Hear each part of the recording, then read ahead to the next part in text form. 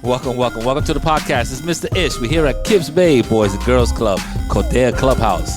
And guess what? This is a new show. I think this is our first episode, to tell you the truth. And the name of the show is Street Smarts. This is Andrew's group. I think we have an 8-year-old here. And it's all going to be about street smarts. Please stay tuned. This is episode number 1. Everyone's going to introduce themselves, and I'm going to talk about a little bit about the class and the new show that we're doing. So please introduce yourself. Give us your name and your age. Hi, my name's Elena and I'm 9. Welcome, Elena. Hi, my name is Zaire and I'm 10. Welcome, Zaire. Hi, my name is Mark and I'm 9. All right, Mark, you seem to be the oldest one here. Besides myself. Now, my name is Mr. Ish, and I've been here too long. Guys, so the name of your new show is called Street Smarts. So could someone just give me a little bit of knowledge about your new podcast? Who wants to take it? You want to take it? Go ahead. Street Smarts is about being safe on the street and being careful who you talk to. Okay. So just being a little what we call street smart, being educated, what's happening around you. What else are we going to be dealing with in your podcast show? How to be safe when you're outside or you're in like a bad situation. Okay, so how to deal with a bad situation, how to be safe. Anything else? If you're inside of like a bad scenario or something, like you can. So if you're in like a bad scenario and like you need like let's say somebody stole your phone or something, like you'll learn like what to do. Yeah, well, usually it's call the cops and tell somebody. But we'll go into the different scenarios and stuff like that. But you lost your phone. How are you supposed No, to you call didn't the say cops? lose your phone. You said they stole your phone. I mean, you go into somewhere, somebody else has to have a phone, in a grocery store somewhere, or as you go home, or tell a friend. Usually, if you're not alone, then that's also helpful. I tell my friend. All right, I guess you're telling me your own scenario then. So we're gonna go over a couple of things. All right, I just want to ask a quick question so that we could just put it out there. What is the definition of street smart? I guess you guys have a couple of notes. You just had a class, so you can look at your notes and your cheat notes, and see if you can come up with a good meaning. You want to try? Go ahead. The definition of street smarts is All right, we can't have no dead air. So once you start talking, you gotta keep talking. it's like you let someone take you with your will I don't understand. against your will. I don't know if that's the right definition. What you have there? Dealing with difficult or dangerous situations, especially in big cities. Okay, I mean this could happen in a small town too, but it's anybody else wants to add to that? No, if you're not in the table, you can't raise your hand. What else you want to add? How to be safe like in the street or like if you're anywhere where you don't know anyone. In your environment. It could be anywhere. It could be your, in an elevator. It could be walking to the boys' club. It could be in your classroom. It could be in school. It could be outside in the street, in the park. It's just thinking on your feet. Basically, being aware of what's going on in your neighborhood. I have another thing. Do you want to go through scenarios first? Let's just ask this question too. What are some safety procedures that you followed before you started getting these classes? Was there anything that your parents told you to do or not to do? I'm going to go around the table. So we'll start off with the young lady. Did you have like a conversation with your parents at some time and they told you, Never talk to strangers. never talk to strangers? That's one of the most important ones. What about you? To not like I mean no to call them after school. Okay, so they wanted to make sure that you were on your way home if you walk alone and stuff like that. So to call your parents when you're going somewhere. What else? They practically said what I was gonna say. Okay. To not talk to strangers and call your parents before you get home, and also I if I see someone, I think someone's like following me, Uh huh. I walk a lot quicker, or I Ooh. start like kind of run. Yeah, I mean, you may have to get that run on. What if they run after you? Well, then you know that they're actually chasing you. And since you're a child, like I've they're been there probably before. faster than you. I've been there before. I got a story. I got a story for that one. You want me to tell my story first? Yes. Yeah. All right, Okay. I'll tell you my story. When I was in I was a teenager. So I was dating this girl, and she lived in the PJs, and it was kind of rough. But I went there, and I had a lot of jewelry. This is when jewelry was a big deal. A lot of jewelry, chains, and stuff like that. So I saw a group of people when I dropped her off, and they were like looking at me, some type of way. So I was trying to like look at the light to see how long the light's gonna take to change, because I had to run like 2 blocks because my friends were in the corner. And as soon as they turned around, I guess to talk to themselves to see who's gonna chase me, I started dipping. I started running. So they start running after me. But as I got closer to my friends, I had more confidence. Like, okay, now I'm closer to my friends, so I started kind of like teasing them, like, okay, come over here. But they saw a large group, so they kind of left it alone. But let me tell you something. That was the last time I dated that girl. So yeah, we did break up. We did meet afterwards. She's actually a good friend, but that I told her that was the reason why I left her. I was not going to drop her off in the house no more. It was dangerous. I said I ain't need that. So she could have been my wife, but you never know. You probably have a better wife. But Oh, I'm not all right. I'm not gonna say nothing I'm not negative because my gonna- wife might listen to this. So do you have a story? I just want to say something because Elena said like grown-ups, like the grown-up might be faster than you, but a lot of kids are faster than like their parents and other grown-ups. I tell you this much: if I had to chase you, you'd probably beat me, because I'm not gonna chase you too far. I mean, the only time I could think that it won't really matter is if it's happening to you. Like if if you're in danger, then your body just reacts differently, and you just start running, and you have all this energy. But if I What had if- to just chase you, like if you told me chase you in the gym What if around the a adult- couple of times, What if the adult not even is not a even a track minute, I'm gonna star? chase you. What if the adult is a track star? All right. Well, you're assuming a lot of things. If the person has an Olympic medal when they're chasing you. Like, how do you know? They got a jacket and it says USA on it. Like, well, what are you telling me? Like, if they're a track star, they're gonna catch you. That's it. So if they're a track star and they also are stealing phones, they're probably gonna catch you and run away. Maybe they hurdle. Maybe they know how to hurdles too. So they hurdle over the garbage cans as they run after you. Long jump. I don't know. You giving me a whole Olympic thing. So I don't know what you're saying. Maybe they have. You know how in the side they have like all the trash laid out. Maybe the person just like and just hurdles over it and grabs your phone and keeps it moving. Maybe they'll pass it to someone else like a relay race. I don't know what you're telling me, but that scenario that you just brought up is a little too much for me. All right, I'm gonna give you a scenario. All right, Oh, let's see if you guys could deal with my scenario. You're at a friend's birthday party and the mother's giving out candy bags. She asks you if you would like a bag. What do you do? So I would take it and ask my mom to check it when I get home. Okay, next. I would ask if it's okay with my mom first, and then So we assuming that your mother's at the Just birthday like party with you. Halloween, because my mom. Yeah. No, but Halloween is different. This is a birthday party.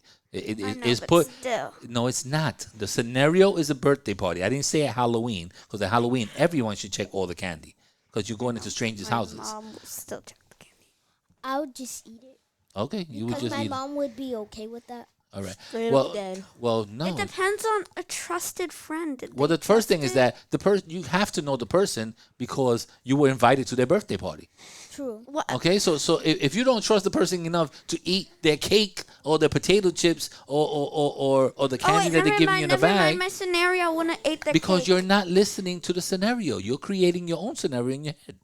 I wouldn't The eat- scenario was there's a birthday party, your friend's birthday party that you invited, and the mother's giving out, candy. It's like when we give out, let's say Valentine's Day candy, or when we give you guys pizza. Do you ask your mother if you can eat the pizza? No, you eat the pizza because we give you food every day. Oh, I So you eat have it. to trust us. We give you candy when for Christmas. We do this and that. So eat you're in a it. trusting environment. It's not like the guy is across the street at the bench and saying, "Hey, you know what? Do you want a pizza?" You don't know what that guy did to that pizza. You understand? Stop We're that. eating, Wow. and most of the time we're eating the same pizza you're eating. So if something is wrong with it, this is wrong. I'm eating it too. That So pizza. so listen, I'm gonna turn you off because you're not listening to the scenario. You're creating your scenario. Let's try another one. Let me see. You and your friend are in the park playing. An old man asks you if you could show him the way to the bathroom. What do you do? We're gonna start over here. I would just not talk, like I did You just stare at him. Yeah, I'm just gonna like slowly walk away, and if he follows me, I'm gonna ditch with my friend. Okay. What would you do? I would. Old man, you're in the park with a friend. Old man is asking you, could you show him where the bathroom is at? I would just say that I don't know where the bathroom is at, and then I would start walking. And if he starts like following me or chasing me or keep acting, if I knew or seen the bathroom, I would have to run. So you would have just lied if you. But, I mean, he don't know. Yeah. He don't know the guy. He could lie. He could say whatever he wants to say. He could be quiet. What's your scenario? Did you understand the scenario? Yes. Okay, let's start there. Let's go. What would you do? I would say the same thing as Mark.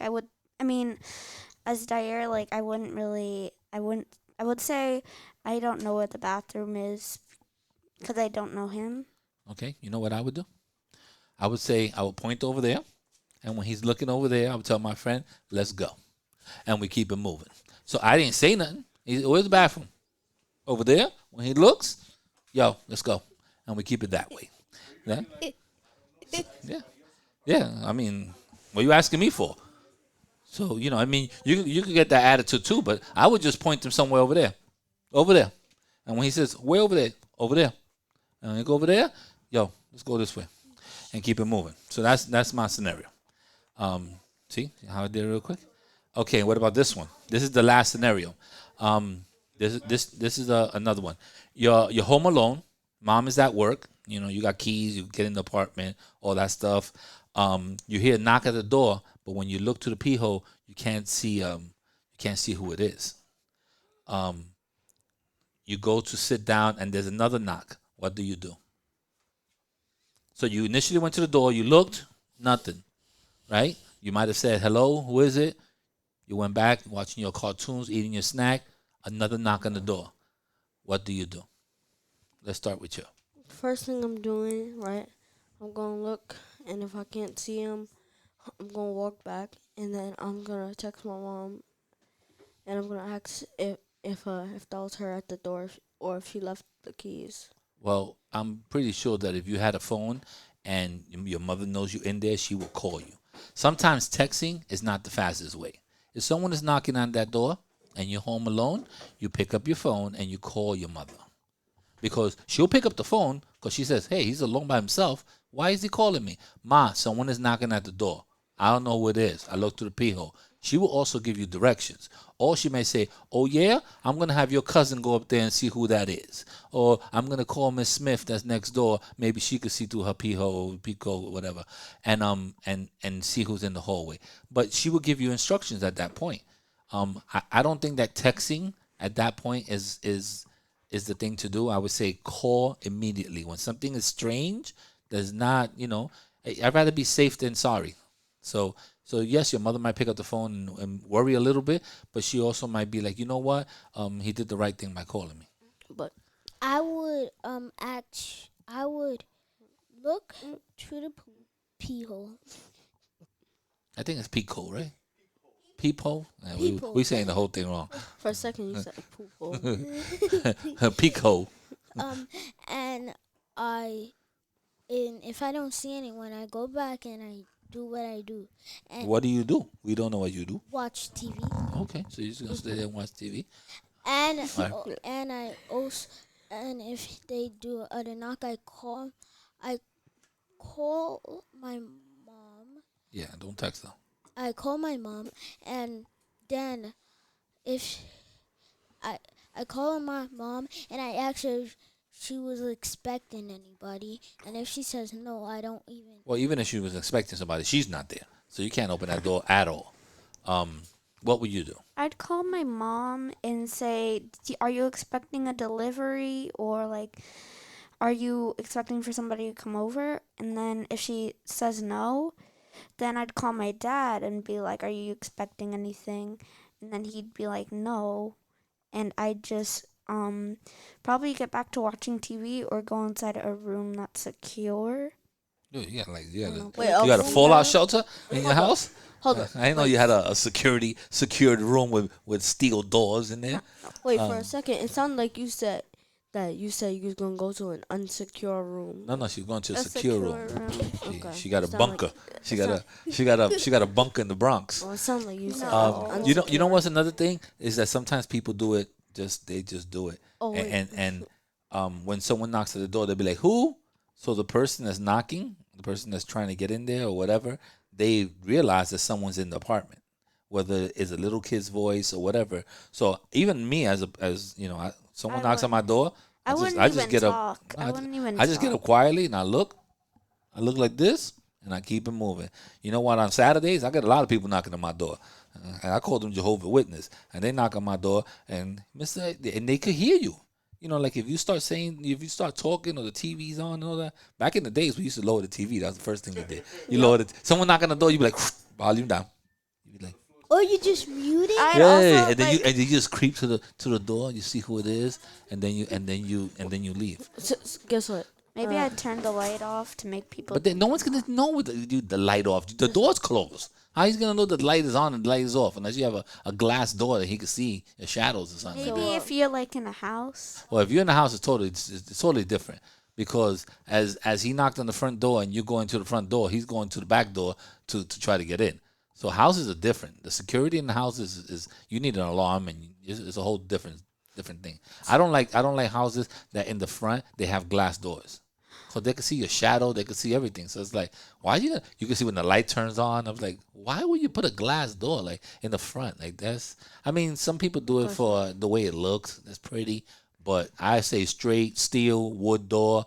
You don't need to know nothing about When I me. used to have a house, I used to just like have a door after the glass door so that nobody could see inside. Oh, you had double door. Oh, you yeah. bunkered up. You I had bunkered a up. Guess what? door. So, in Connecticut, that's like something that my aunt has.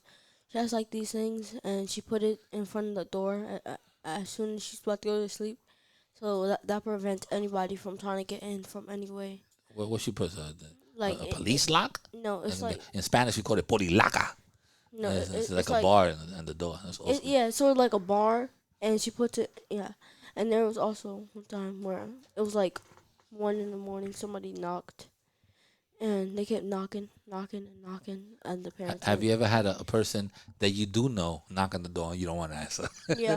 That happens a lot. I That remember happens a lot. happened. Someone knock on the door, you be like, I don't want to deal with this person right now. There was this one time where I heard somebody knocking on the door, but I waited like a few minutes and I didn't even ask my mom, and my mom got mad at me because I opened the door and kind Oh, of went danger. to go and get the package. And my mom was like, "Why did you do that? You couldn't have gotten kidnapped." Yep. And I was like, Danger. "Oops." All right, so this is a good podcast. We could go on talking about all these scenarios. But what did we learn about our first episode? What is the one thing that we need to carry with us in our little brain of street smarts? Give me one thing that we should tell our listeners to make sure they do. Safety, and you also gotta be like smart. You gotta be smart. You have to think on you have to think on your feet and be aware that there's things happening around you.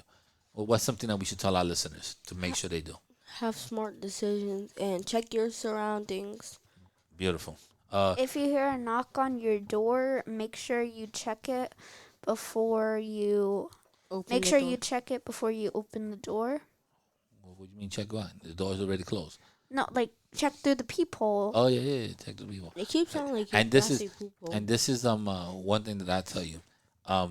Be aware of your surroundings. As soon as possible, learn your parents' telephone number. not on a piece of paper, not on your phone, because if your phone dies, you have nowhere to call your parent. If someone done. takes your phone, how you gonna call your parent when it's locked into your phone? You don't know their number. So learn their telephone number. I know my mom's. As a I parent, actually do. okay. As a parent, this is the first thing I would tell you: learn your parents' telephone number. Okay? I already know it. Do we all agree on that one? Yes. Okay. already So know. do I. All right, we're out of here, my peoples. Anything else? No. Bye.